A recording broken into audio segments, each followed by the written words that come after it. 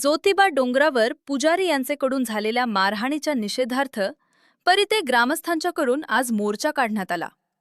मोर्चामध्ये पुजाऱ्याचे मारहाणीचे सजीव देखावे दाखवण्यात आले. या मोर्चामध्ये मोठ्या प्रमाणात ग्रामस्थांची उपस्थिती होती. काही अनुसूचित प्रकार घडू नये म्हणून मोठ्या प्रमाणात पोलीस बंदोबस्त करण्यात आला.